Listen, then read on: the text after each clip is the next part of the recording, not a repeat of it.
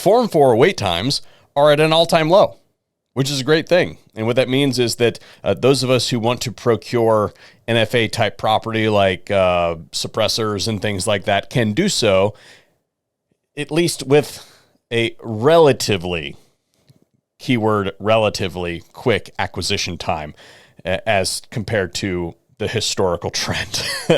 So today I wanted to talk about the ins and outs of this and what this means going forward, and even not in the imminent future, but perhaps, 5 or 10 years down the road. All that and more after we hear a word from today's sponsor. I started using XS back in my early 20s, like when I could actually see. I used them for the first time in a force-on-force class, and up to that point, to be completely honest, I really didn't get it. From that experience, I can definitively tell you that XS's big dot sight is the best sight for when you're shooting like this. Of course, they make regular sight profiles too, but the consistent attributes are a bright tritium dial surrounded by a photoluminescent insert that charges up with exposure to any light source.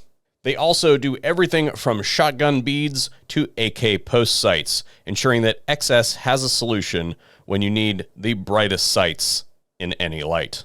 Okay, so to put this into context, the longest I have ever seen a Form 4 take, as in me personally, physically held the form, is 14 months of prep time from the time of submission to the time where it came back positive.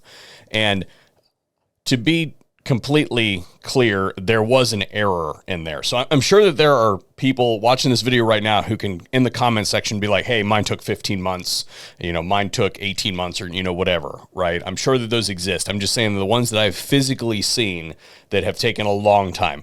As far as I'm concerned, my Form 4s usually have come back in about 8 to 9 months, something like that. I've had some faster than that, but typically like that. Well, currently, folks, we are seeing Form 4 times on the electronic eForm 4, many times coming back in a time period measured in hours, which is unprecedented. And I wanted to bring this to your attention because if you are wanting to do a suppressor paperwork, for instance, one of the major barriers that I think is legitimate for people to complain about is, well, there's many things to complain about here, but one of the legitimate things to complain about is you pay your money to the vendor, the shop, right? You have to purchase the item because you have to have the serial number.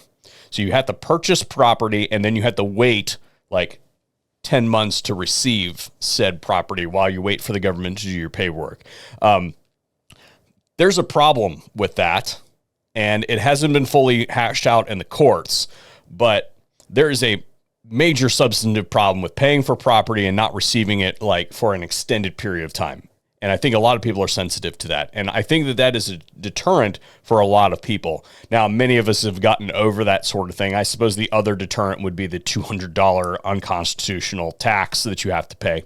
But I would also say with that is, a lot of people are going to be like, I am never paying $200. If you pay a tax on something and then that tax is deemed unconstitutional down the road, think of that as a hedge against inflation. So the $200 that you paid then, you get to adjust for inflation and sue the government for that money, right? And you're going to be able to sue for many times the worth of that, and plus your attorney fees and all that sort of stuff. So if the NFA ever goes down in a big way, the government's going to be out a lot of money.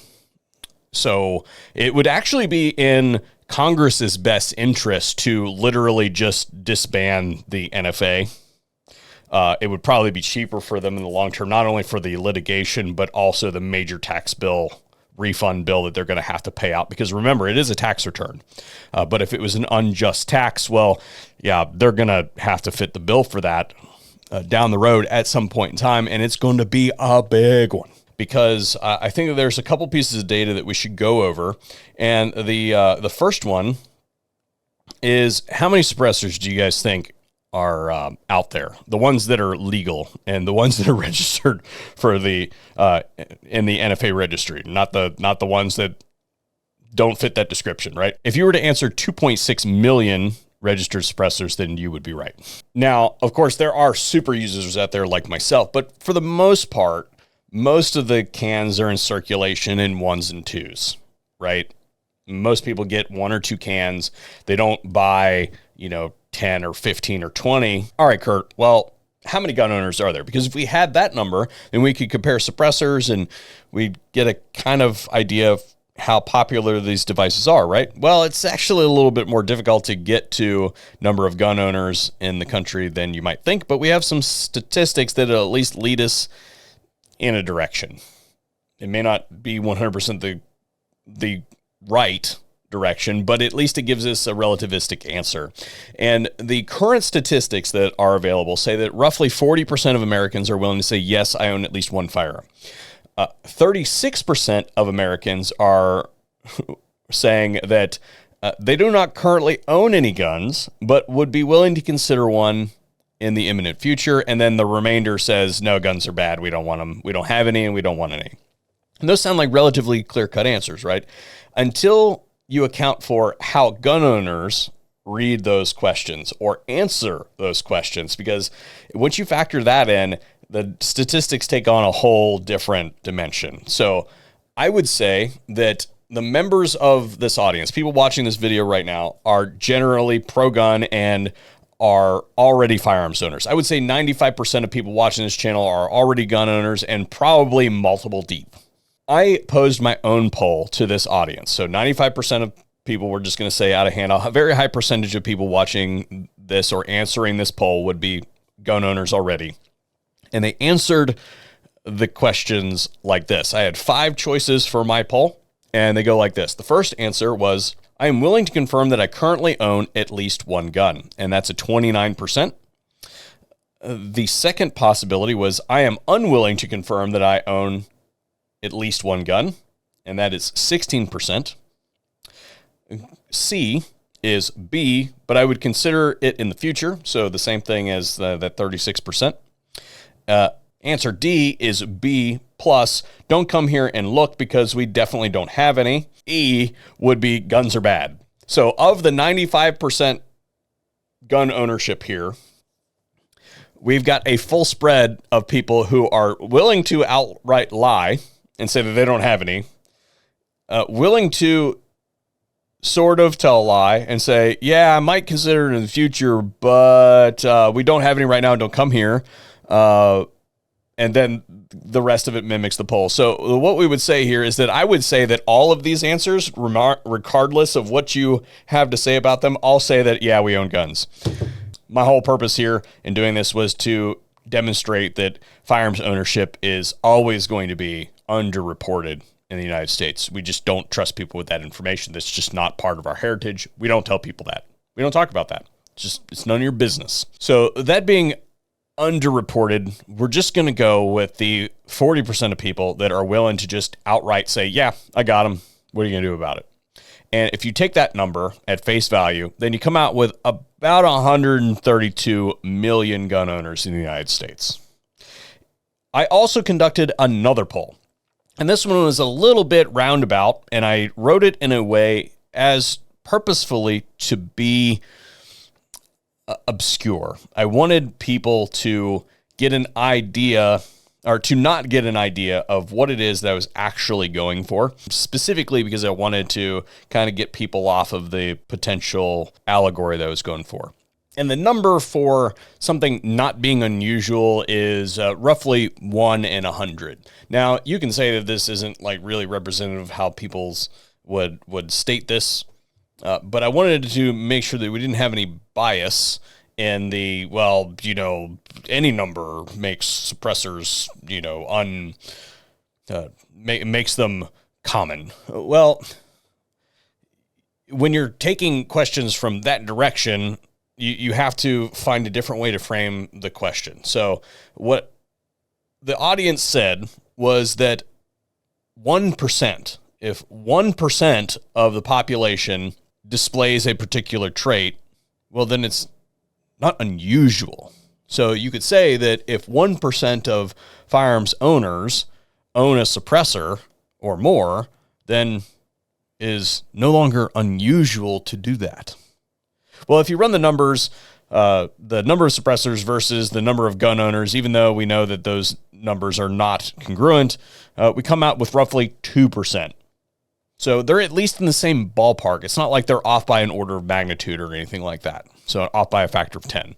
So I would say that this is reasonable to say that, yeah, suppressors are common use, let alone just having the 2.6 million number out there.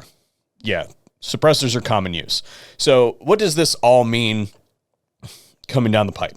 Well, I alluded to it earlier that the NFA is in serious trouble.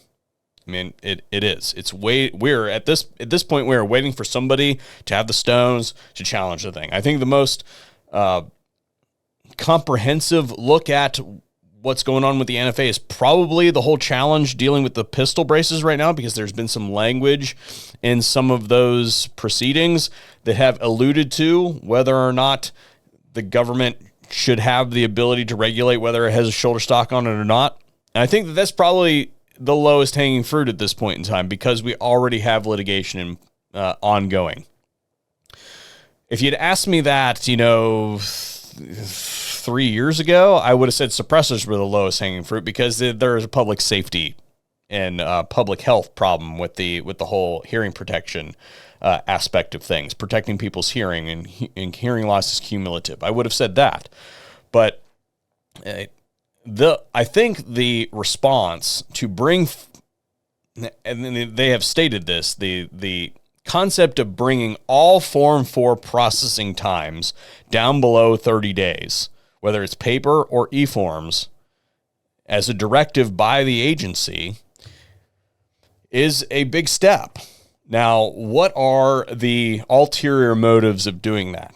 Is it to bring the process down to a point where the scrutiny level is not quite as high, because they expect that coming down the pipe, they're going to get looked at really hard on what's taking them so long to do things. And in doing that, they're trying to cut out some of the time that people have to wait so that they're less angry. Perhaps, I don't know. But the word on the street currently is it used to be, and this is unofficial, it used to be first in, first out. So they did one, and if it didn't process, we waited for that thing and then, move on down the road, right? There was a queue. Well, with the introduction and injection of technology, because they're being forced to do more with less, they have to integrate these systems to speed things up. And I can tell you right now that copy and pasting things into, like when I have to do a NICS check or something like that, being able to copy and paste them in versus, having to sit there and hand enter off of a piece of paper is much quicker. So the current process, as far as I understand it, is if you instantaneously pass a NICS check, then they just say, all right, good, move it on down the line. And then they file your fingerprints and all your information. It goes in the file and they issue the Form 4. If you get any kind of delay, then those are the ones that are taking a lot longer. And then, of course, people who continue to fill them out on paper, I believe the answer there is that those are taking longer, as well as people who continue to use trusts. I was an advocate of trusts for the longest time, and then the whole benefits of using an NFA trust have kind of been nerfed a little bit. They're still there. They're not for everyone, but the word on the street is that they have shrunk the individual processing time quite substantially, and as a result, the trust side of things, the wait time has expanded quite a bit. So I guess the public service there is, if you don't have a definitive reason to use a trust, then file them as an individual. But that is my current update on NFA wait times. And now is a really good time if you wanted to get into that, because the wait times are so stinking low. And it looks like they are going to continue to decline, at least for the foreseeable future, because I think there's some political stuff afoot. I would like to know what you guys think in the comment section down below. Thanks for tuning in. Hopefully we'll see you on another video here at the VSO Gun channel.